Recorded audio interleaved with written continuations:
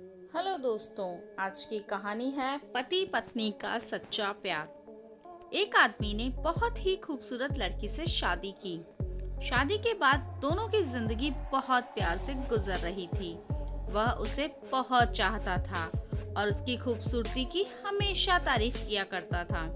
लेकिन कुछ महीनों के बाद लड़की चर्म रोग से ग्रसित हो गई और धीरे धीरे उसकी खूबसूरती जाने लगी। खुद को इस तरह देख उसके मन में डर समाने लगा कि यदि वह बदसूरत हो गई तो उसका पति उससे नफरत करने लगेगा और वह उसकी नफरत बर्दाश्त नहीं कर पाएगी।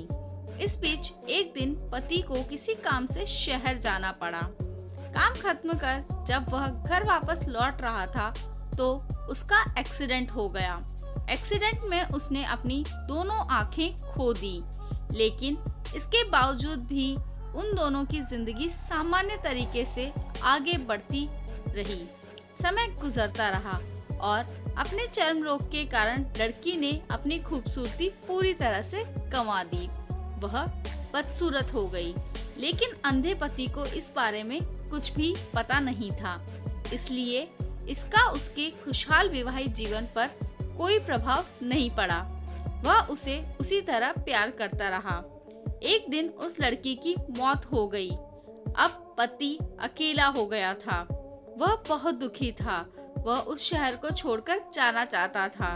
उसने अंतिम संस्कार की सारी क्रियाविधि पूर्ण की और शहर छोड़कर जाने लगा।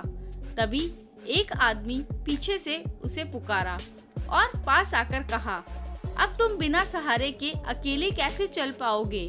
इतने साल तो तुम्हारी पत्नी तुम्हारी मदद किया करती थी।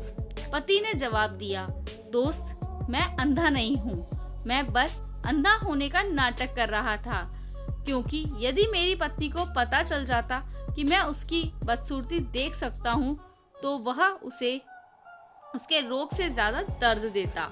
इसलिए मैंने इतने साल अंधे होने का दिखावा किया। वह बहुत अच्छी पत्नी थी, मैं बस उसे खुश रखना चाहता था। सीख: खुश रहने के लिए हमें भी एक दूसरे की कमियों के प्रति अपनी आंखें बंद कर लेनी चाहिए और उन कमियों को नजरअंदाज कर देना चाहिए।